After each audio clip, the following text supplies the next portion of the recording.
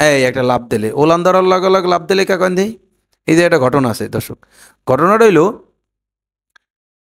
ছাগল যদি গর্ভবতী থাকে আর এই পার্টি করছে কি জানেন, ওদের গোসল করা দেখে ওই মাথায় গিয়ে পলাই রয়েছে, ওরে ধরছি অ্যারেস্ট।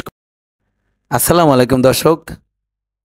দর্শক, আজকে ছাগলরে গোসল করানোর একটা মিশন নিছি। টানা ৫-৭ দিন বৃষ্টি, গোসলের মেয়াদ গেছে আগেই শেষ হইয়া। তো আমি ওই বাসায় যে জামা কাপড় ধোয়ার লেগে সাবানটা আনি, ওই সাবানের গুঁড়োই দেই। আমি ওই এক্সপোর্টেড ইম্পোর্টেড অমুক সমুক হ্যান ত্যান শ্যাম্পু ম্যাম্পু এগুলো আমি দেই না, দরকার হয় না, কারণ এতে প্রচুর খরচ। বাসার নিজের জন্য এগুলো কিনতে পারি না, এরপর তো আবার ছাগলের গোসল করাম। তো যাই হোক দর্শক, এই সাবানের গুঁড়োটা দেওয়ার পিছনে কারণ হইলো ছাগলের গায়ে একটা পোক হয়। এই পোকাটার নাম হইল পরিশীল্য ভাষায় বলে আইটেলি পোক, এমনি এইটা শুদ্ধ ভাষায় বলে আঠালি পোকা। তো সাবানের গুঁড়ো দিয়েই দেখছি আমি এই পোকাটা হয় না। তারপরও যদি একান্ত কারো ছাগলের বেশি হয়, সেই ক্ষেত্রে দেখা গেছে যে ওই যে উপন্যাসক সাবান টাবান আছে, এগুলো ব্যবহার করা যাইতে পারে। আর এই যে ছাগলের যে পায়া, খুবই সাবধান, এটা পরিষ্কার করতে হবে। এই একটা লাভ দিলে ওলান ধরার লগে লগে লাভ দিলে কাকন দেই। এই যে একটা ঘটনা আছে দর্শক, ঘটনাটা হইল ছাগল যদি গর্ভবতী থাকে, হ্যাঁ, 2 থেকে 2.5 মাসের গর্ভবতী থাকলে সেই ছাগলের আপনি ওলানে হাত দিতে পারবেন না, লাভ দেবে। তো গর্ভবতী ছাগল চেনার জন্য এইটা কিন্তু একটা খুব ভালো উপায়, এটা মনে রাখবেন দর্শক। আর হইল এই যে ছাগলের গায়ে যে পানি দেই, গ্রামে এখনো প্রচলিত আছে কি, ছাগলের পানি দেওয়া যাবে না, ছাগল পানি দেখলে ভয় পায়, ছাগল দেবে মরিয়া। ঠিক আছে, আসলে ঘটনাটা দর্শক সেরকম কিছুই না। ছাগলের আপনি গরমের সিজনে চেষ্টা করবেন 7 দিন পর পর গোসল করাইতে, না পারলে 10 দিনেতেও গোসল করাইতেই হইবে। ছাগলের গোসল করাইলে হয় কি দর্শক, ওদের যে গায়ে যে পরজীবীগুলো হয় ওইগুলো আর হইবে না। আর ছাগলের প্রস্রাব দিয়ে গন্ধ হইবে না, ক্ষুধা মন্দা হইবে না, গা দিয়ে প্রচণ্ড গন্ধ আসবে না, এই গোসলের লইগিয়ে কিন্তু। ঠিক আছে।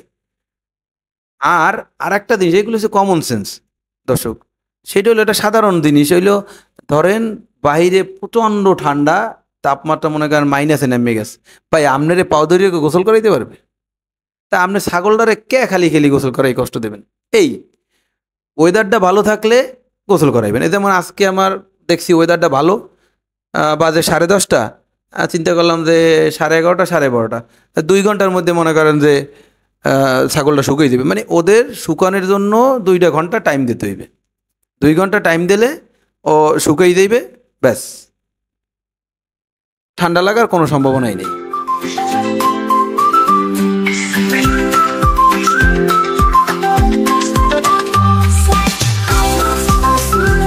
চাতক পাখি যেইভাবে আকাশের দিক তাকাই থাকে না, যে কখন বৃষ্টি নামবে আল্লাহ, আমার মেয়ে এতক্ষণ ধৈর্য সহকারে দাঁড়াই আছে যে বাবা কখন ডাকবে, যে আসো পানি দাও। এই পানি দিতে আবার সে পুরো হাফেজ, হ্যাঁ, পানি দিতে পারবে ঘন্টার পর ঘন্টা। তো আমি বলছি আচ্ছা দাও, কিন্তু তার মনটা ভরে নাই, সে রাগ করে ওপাশে চলে গেছে। দর্শক দেখেন আমি কিভাবে ছাগলের কান দুইটা ধরছি, তারপর মাথায় পানি দিচ্ছি। এই সিস্টেমে যদি আপনি ছাগলের মাথায় পানি দেন, কোনো সময়ই ছাগলের কানে পানি যাওয়ার সম্ভাবনা নাই। তারপরও যদি ছাগলের কানে 2-1 ফোঁটা পানি যায়, এতে ছাগল মরবে না, এটা নিয়ে অত ভয় পাওয়ার কিছু নাই। আর এই পার্টি করছি কি জানেন, ওদের গোসল করা দেখে ওই মাথায় গিয়ে পলাই রয়েছে, ওরে ধরছি অ্যারেস্ট করছি আর কি। হ্যাঁ, যে তুমি আসো। তো আমার মেয়ে বলতেছে যে যেহেতু এই ছাগলটা ছোট, তাইলে ও এটারে গোসল করাবে, এবং ও তো ছোট, যুক্তি আছে, অদ্ভুত যুক্তি। তাই আমি বলছি ঠিক আছে বাবা, আমি তোমাকে সাহায্য করছি। তো মেয়েটারে সাথে সাথে রাখি দর্শক, কারণ হইলো ও দেখুক এই পশু পাখির প্রতি দরদ দিয়ে কিন্তু মানুষের প্রতি দরদ তৈরি হয়। আপনার যে মানুষের পশু পাখির প্রতি দরদ নাই, আপনি 90% ধরে রাখেন ওই মানুষের প্রতি দরদ নেই, কোনো টানই নেই। তো এগুলো তো দর্শক আসলে শিখানোর কিছু না, এগুলো আপনাকে বুঝতে হবে, ফিল করতে হবে। তো আপনারা দোয়া করেন দর্শক, আমার মেয়েটা জানি এইগুলা বুঝতে পারে, এইটুকুই শুধু চাওয়া আল্লাহর কাছে আর কি।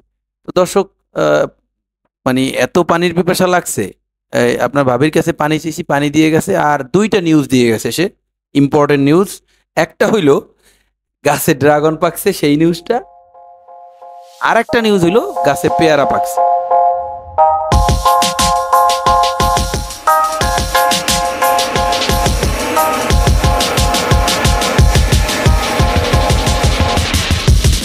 তো আমি বললাম যে এই যে পেয়ারা যেহেতু পাকছে আর ড্রাগন পাকছে, আমার একটু আজকে ভর্তা খাওয়াও না। তো এ আবার দেখলাম যে আনারস নিয়ে আসছে, হ্যাঁ, কাসুন্দি নিয়ে আসছে, বিট লবণ। তো আলহামদুলিল্লাহ এ খুবই সুন্দর পরিবেশন করতে পারে সবকিছু। আসলে আমি একটা জিনিস আমারে বলে মাঝে মাঝে যে দেখো, পরিবেশনটাই হলো একটা খাবারের মেইন আকর্ষণ। তো দর্শক, খাইলাম, খুব মজা লাগলো। সবাই দোয়া করবেন আমার জন্য। আসসালামু আলাইকুম ওয়া রাহমাতুল্লাহি ওয়া বারাকাতুহু।